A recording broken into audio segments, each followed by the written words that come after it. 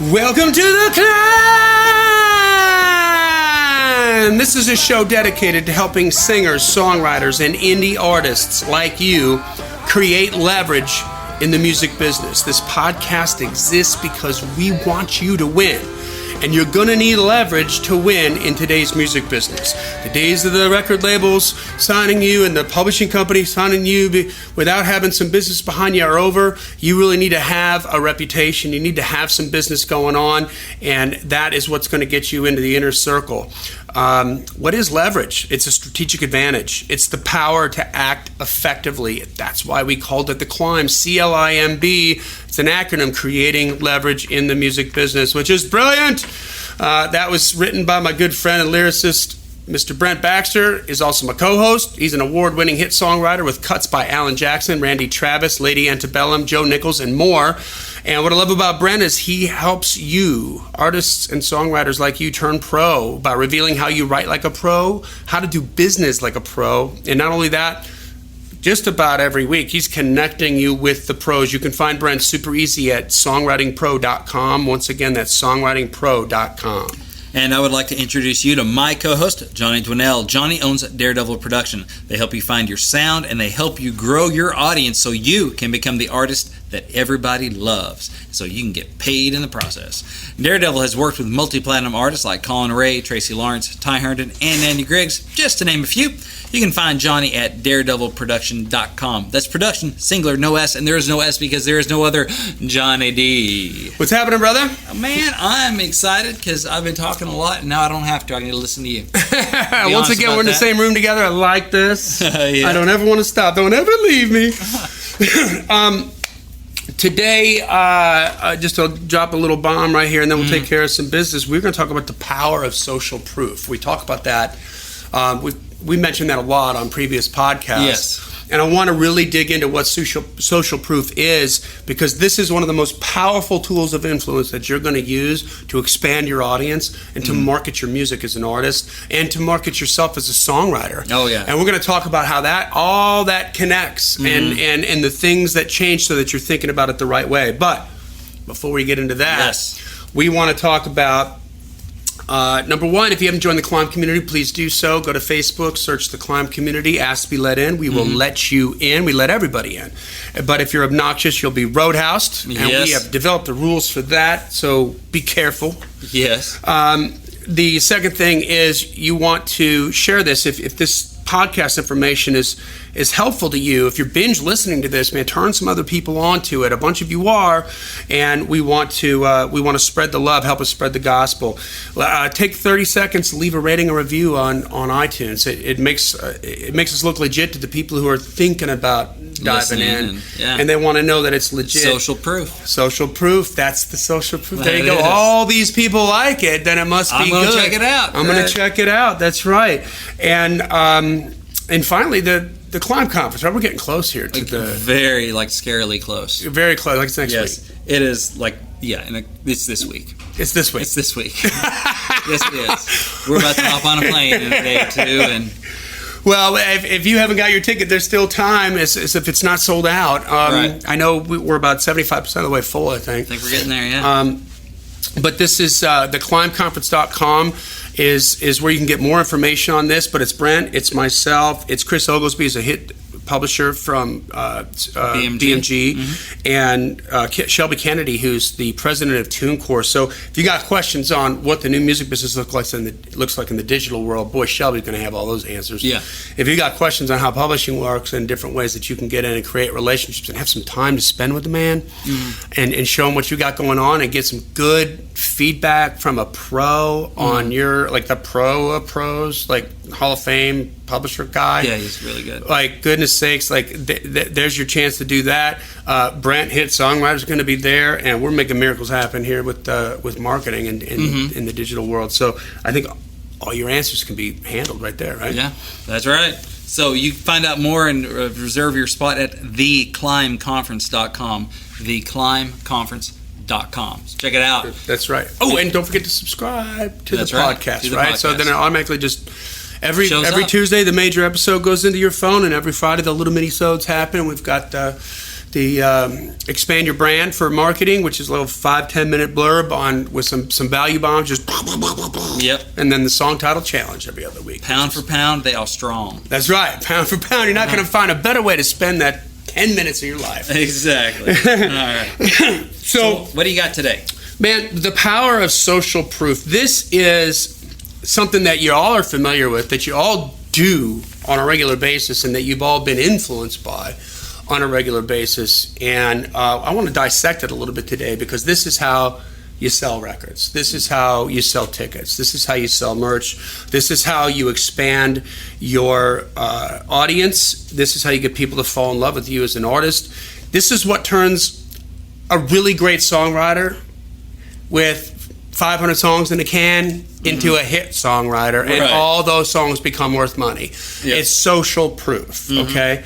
And understanding this from a marketing perspective is the difference between understanding what just vomit content is on your feeds and what you should be doing to try to communicate to people. Like, we talk a lot about how to put images in a song and how to tell that story to move somebody and do that. Well, you have to do that with your marketing too.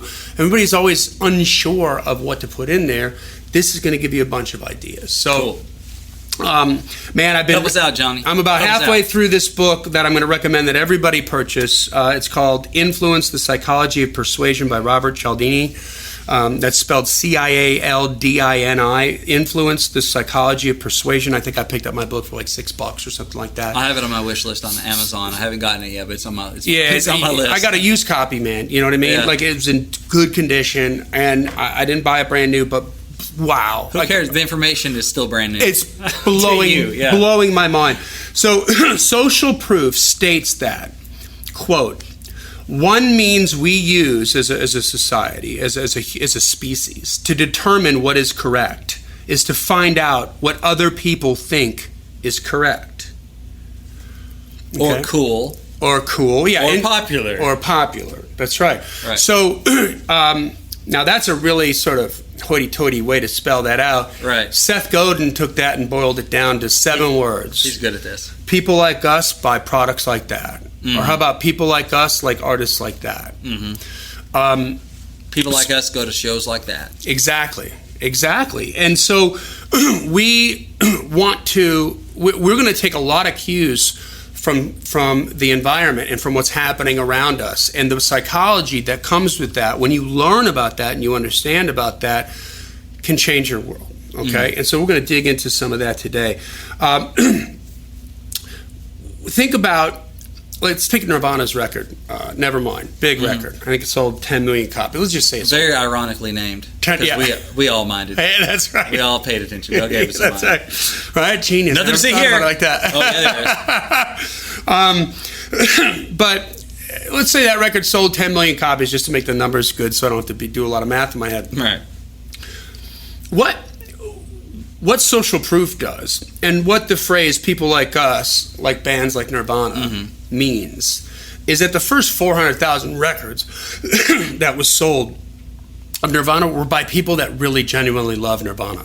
And the other 9.6 million were by people who just bought it because a friend had it. And they associated with that group. That's social proof, right? If you think about, I tell this story a lot to my artists when they come in, when I'm trying to explain like some of the stuff that we do, and I'm explaining different ways to sort of conceptualize social proof. How about if you drive into Compton or any ghetto in any big city at midnight on any given night, you'll inevitably find an 8-year-old kid in the corner selling crack, who is wearing $300 Michael Jordan shoes. Think about that for a second. Kids. Now, first of all, he makes like God knows how much money every night selling crack in a ghetto, okay? He can afford to buy whatever shoes he wants to buy. Why'd he spend $300 on those? The answer is not because he could. Why'd he choose Michael Jordan shoes, right? He's 8. He was born in 2010, which is, I think my math is right, 17 years after Michael Jordan retired. He's never probably seen a video of Michael Jordan playing basketball. Michael Jordan doesn't mean as much to him as it means to me. Like, I've seen Michael Jordan play live, Wow. It's like watching freaking flying circus, Yeah. Why? It's because everybody else is wearing them. Mm-hmm. So it's relevant to him, right? This principle applies to the way that we decide what constitute correct behavior or popular behavior when we want to belong, or cool behavior when we want to perceive ourselves as cool, or pretty when we want to perceive ourselves as pretty. What dress to wear, what makeup do we use, what what nail polish, right? We view a behavior as in the behavior of purchasing a ticket to see your band, as in a behavior of purchasing your CD, or as a behavior of going to Spotify to stream you. Mm-hmm. We view a behavior as more correct in a given situation to the degree that we see others performing it. So, real applications for indie artists and how this kind of shakes out. Take Bailey James, for instance, right? Mm-hmm. She's up to 65,000 on her Instagram, followers on her Instagram now. But there was a moment in October, she was at like 50,000. Mm-hmm. And she was engaged, like they were really engaged on the post. Mm-hmm. I think average post every post she put up got an average of 1,200 to 1,500 likes. Whew. And maybe like 50 to 75 comments. Nice. And then seemingly overnight, we gained like another couple thousand followers, because it starts to snowball a little bit the bigger you get. But seemingly overnight, everything doubled. It just went to 3,000 likes or 4,000 likes per post, 4,000 to 5,000 views if it was a video, and like 150 likes per comment. So you had comments per post, excuse me. So you had like a 5% say growth in the followers, but you had not even that, like 50% growth in, or 100%. Yeah, like we went from 50,000 followers to maybe 52 or 53,000. So small little growth, but doubled that. So 100% growth though in engagement. Exactly. And why? Because it's all of a sudden became cool to interact with her. It was there was enough people doing it, and there was a big enough number that that's a ship you can get behind. That's an artist that you can get behind and be cool, right? Think about this in terms of like a live show, okay? Because this is really like, you talk about like a mob mentality. Let's talk about a mob mentality in a positive way. And we can actually talk about both ways with the example I'm about to give, which is Guns N' Roses and Axl Rose. Yeah. Okay. So there was a big issue back before Guns N' Roses broke up, initially back in the early 90s, because Axl was so out of his frickin' mind that he would just literally keep the crowd waiting for hours, and they would start to tear apart the stadium. Yeah. And as soon as you see one person start to rip something up, everybody starts to do it. Why? Because we see that other behavior. We're all feeling the same way, and then we start to tear stuff up. And nothing's happened to him yet. Yeah. Go. The insurance was crazy, and the money that they spent on that was insane. Yeah. Because they had to pay for that. But let's do it on a positive way. And this is, insert your favorite front person or your favorite artist here. Well, you pay good money, you go see an artist, and they want you to sing along, and you sing along. They want you to clap, and you clap. They tell you to get your cell phone up in the air, you get your cell phone up in the air. And this is social proof, because we see everybody else doing it. And whether we like it or not, we're very much influenced to do that. Now, maybe you're the outlier. Maybe you're somebody that's like always on the fringe, and you never do what the crowd does. Right. But you need to be aware that you're like in the 2% of humanity. Right, yeah. So don't leave money on the table because you wouldn't do that. Right. Yeah. And if you want to make a living at this, right? There's a small percentage of people that will, clap when the artist is clap because the artist told them to, and they want to do it, and they're there. But there's a huge percentage of people that are doing it because everybody else is doing it. This isn't quite the Guns N' Roses example, but sometimes in church, you'll be singing a song and they don't have you standing up, but then somebody stands up, and then somebody else stands up singing. Yep. And then pretty soon you're like, oh, here it comes. Like, I don't really want to stand up. I'm not really feeling it. But now, do I look bad if I'm not standing up? Yeah. Which is exactly the conversation I'm not supposed to be having in church in my head, which I got to talk to Jesus about that. But then you're going, don't stand up. Oh, people in front of me stood, people behind me. Now I'm sitting here. Now I'm looking like I don't love Jesus. Jesus is going to hate me. Yeah. I got to, here we go. I'm standing up. Now you're standing up. That's it. Yeah, right? That's totally it, man. And it can go both ways. I mean, looting behavior you see on TV with political rallies or whatever, or when there's some kind of huge hurricane or something like that. How about something more subtle? How about if you've ever been in a foreign situation where you weren't sure what to do, right? Yeah, been in one of those. Sometimes you're not sure where the garbage can is, and you're like trying to find out, what do you do with your empty popcorn box at a movie theater? And you just follow a crowd, and then, there it goes. There it is, yeah. Right?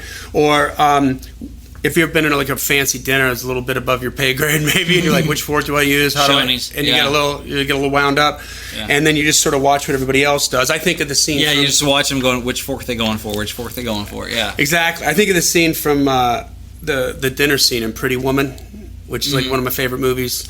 And I'm not afraid to admit that. I'm strong enough in my masculinity.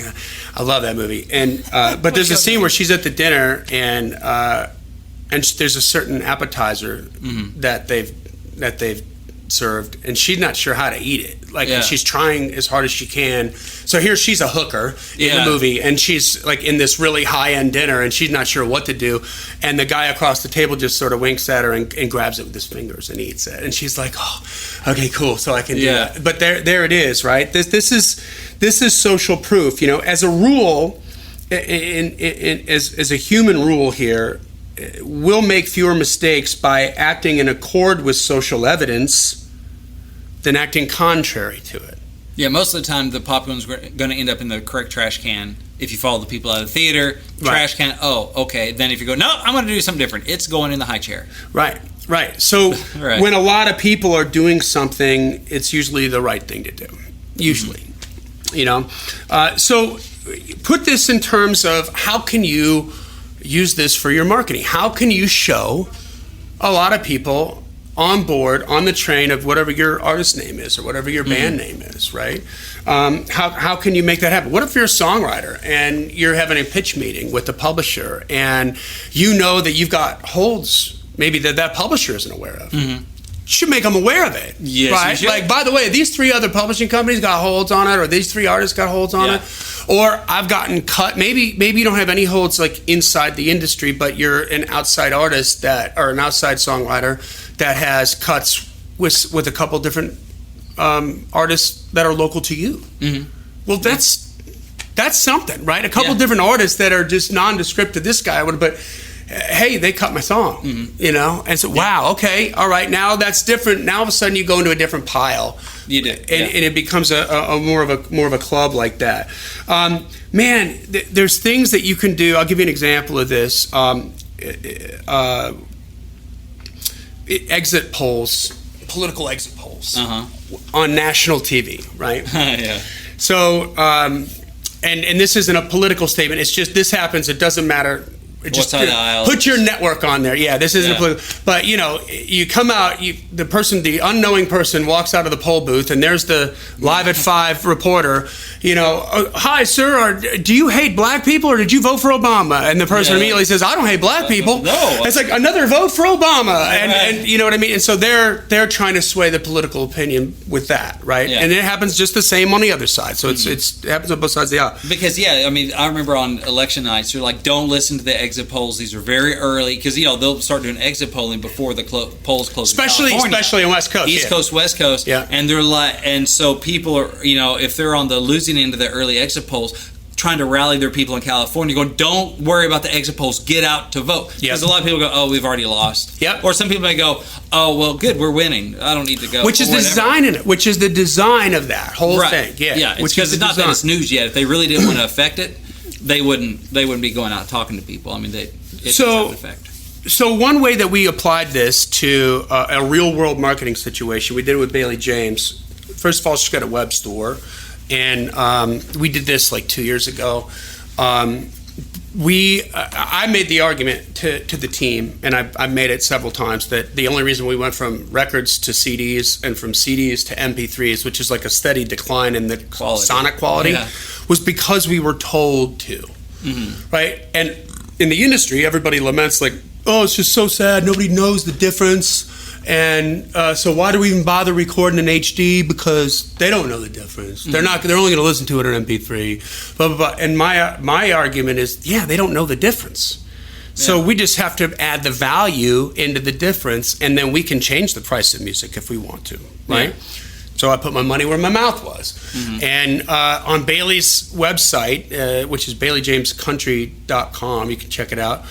You can see she has the normal 99-cent MP3 downloads, as you would expect, right? But when I say these two letters to you, Brent, tell me exactly what it means to you. HD. High def. Right. What does it mean to you? High definition. What do you know about HD? It's supposed to be higher quality. Right. So whatever, I think of movies, HD movies or TV shows. So it's a lot more... So it's better. A lot more crisp, clear picture, a lot more distinct. And if you and what else do you know about HD in terms of price? Oh, it's usually more expensive. Costs more, right? Knowing that as a community, there's already a visual and an expectation of HD for price, and an expectation, internal expectation for HD on quality, right? And that most people can't get a hold of WAV files. Like, we're not buying a whole lot of CDs anymore. Most people are going to stream. We put up HD downloads on her website, and they were more expensive. They were, instead of 99 cents, they were $1.49, and they were WAV files, so they're better than MP3 files. So this wasn't like any kind of tomfoolery or smoke and mirrors. It was a better file, and we're going to charge more money for it. But then how do you get them to care about it? Right, because I'm used to that for movies, so I don't even know what that means for sonically, because I'm thinking I'm already hearing the whole song. Yeah, and by the way, if I can get the same song for 99 cents rather than $1.49, why wouldn't I take the cheaper version, right? So this is where we incorporated a social proof thing. We made a video, and we had the artist, send out a video like, hey, y'all, it's Bailey. Like, listen, there's a lot of talk about high quality streaming, and she mentions Jay-Z has Tidal, and it's all super high quality streaming, and Spotify says you get a better quality stream if you pay for it than the free version, and HD radio says they're better than XM series satellite radio because they stream higher quality audio. And then she puts her stamp of approval on it, and she says, now I got to tell you, I've been in the studio enough to hear the difference. Then she tells them what to hear. Now if you crank it up really loud, you can hear the smoother highs and the bigger lows on an HD track versus an MP3 track.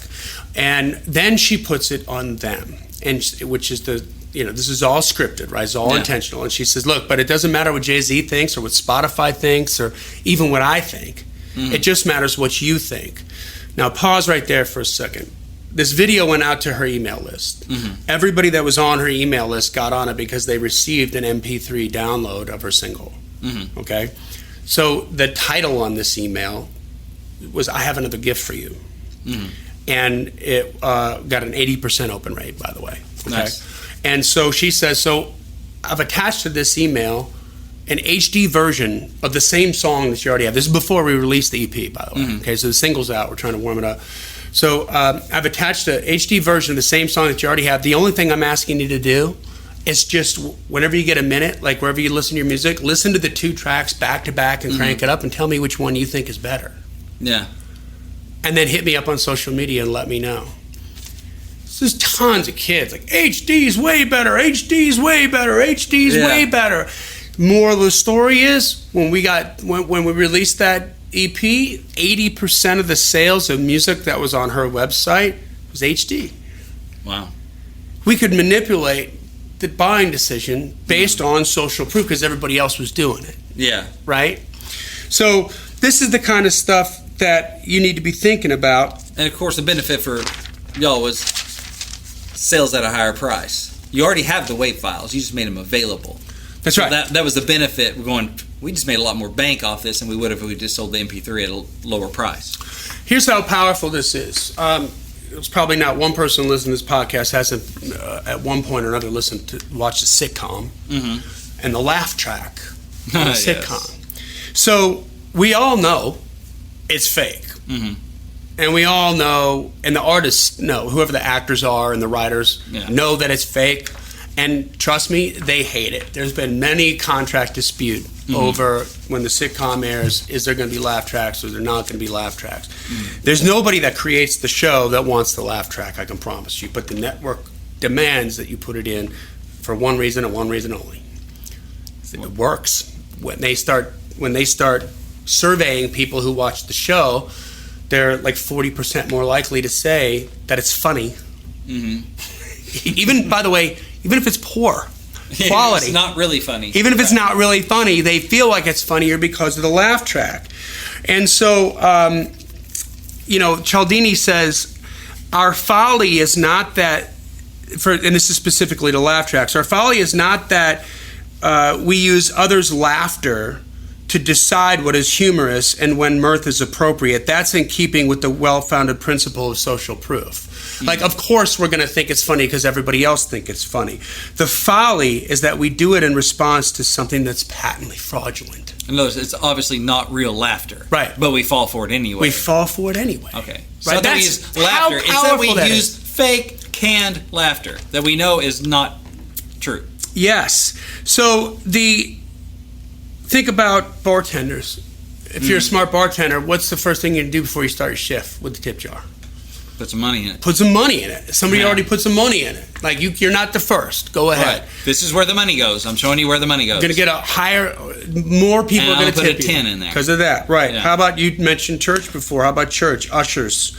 Like, before they pass around the collection plate, you can put some money in there. I wouldn't know because I'm not on the front row. People in the front row are the only people that know that. I'm a back row Baptist. You're a back row Baptist. Yeah. So when advertisers use terms like the fastest growing and the largest selling, and if you've ever seen like a detergent brand where they have like ordinary people that are telling you how well that product worked for them. Yeah. Two things happen. Number one, it's social proof, and you start to see, and you relate to that person because they're just like me, right? We were talking about this before the show, but in this book, he talks about a test experiment that was done by Robert O'Connor with preschool children. Specifically preschool children who were very shut down emotionally and who would not engage emotionally and interact with the other kids in the class.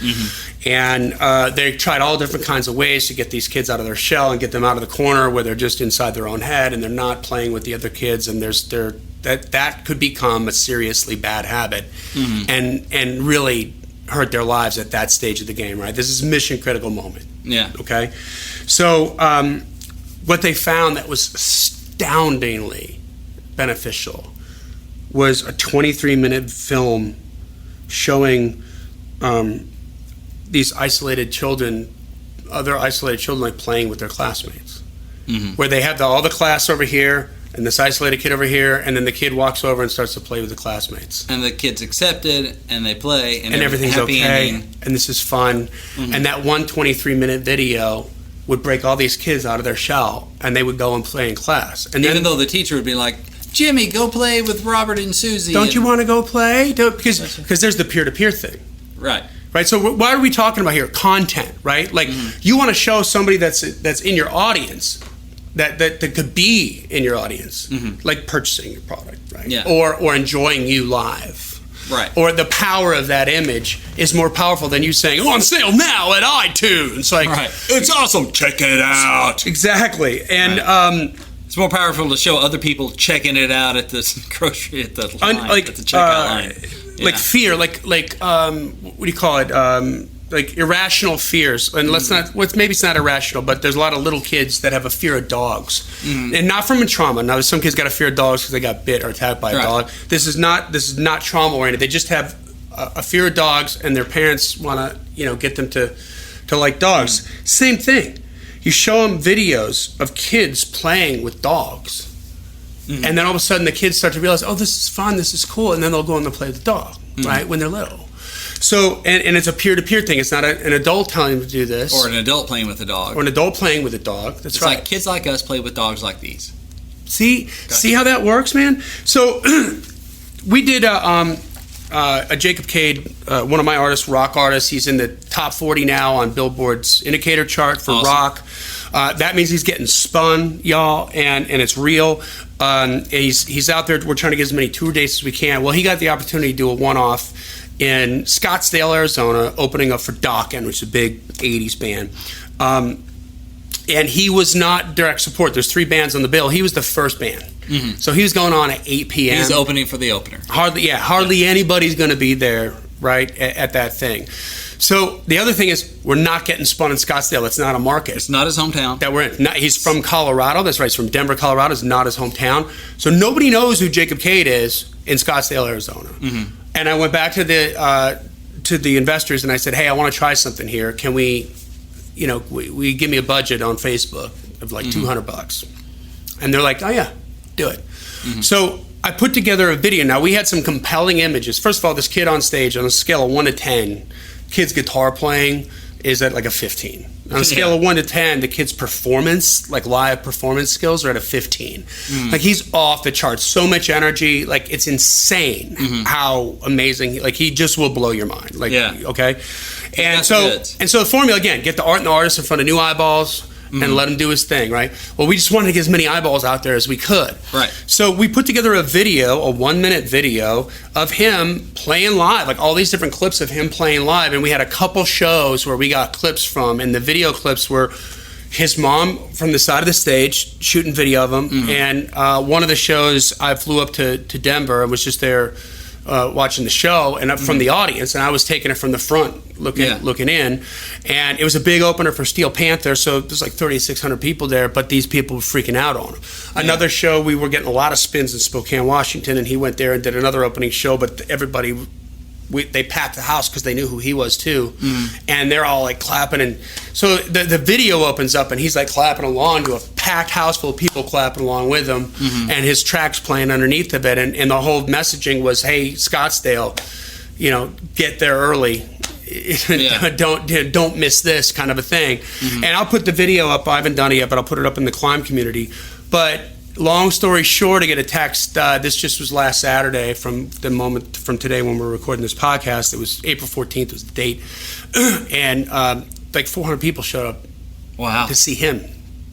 Nobody knew him. But you know what? We super targeted within a 50-mile radius of the club and the audiences that would be going to see Dokken. Right. And we put that video out there and spent money getting it out there. I mean, the numbers were astounding. It totally worked. The bar owner flipped out because he was like, I can't believe you had that many people show up for you the beginning. You're from out of town. Again? Yeah, what's your name? Yeah, exactly. Yeah. What's your name? Like, oh my God. Like, and we got a repeat gig for him coming back in August. So now he has 400 people knows who he is. Yeah, we can hit again. We can build on that. Exactly. So this is where we're implementing this kind of social proof. This is so powerful that we're implementing the social proof in getting people to change their mind, to like something, right? And online, we know it's not about the music first, but the artist first. So right. It's congruent with everything that we're doing. That's the way you want to get it done. So anyway, before we wrap it up here, if this kind of marketing could help you grow your audience, as it's helping many other artists. Yeah, as it's helping every other freaking artist that we work with. Right. And you'd like it to help you, reach out to us at info@daredevilproduction.com. We're available for consultation. If maybe you can't afford the service of the company, like on our retainer kind of a thing, that might be a little bit out of your budget, but there's no reason why you can't get some good direction that's one-on-one, that's specific and customized to your brand on how you can get out there and make this kind of stuff happen. And we do make little deals on the side with artists that aren't necessarily Daredevil artists, where we can help you do a specific, maybe a single release, an EP release, where we can help you sort of market that and cook up some different ideas on how to provide and bring like one of these big influencers of social behavior into your messaging, and then knowing where to spend the money and how to get it in front of the right people. So again, it's info@daredevilproduction.com. Production is single, there is no S. Put consultation in the subject line and we'll make that happen. But that brings us to the end of another killer episode of The Climb. This podcast exists because we want you to win, guys, so keep on climbing. And we'll see you at the top.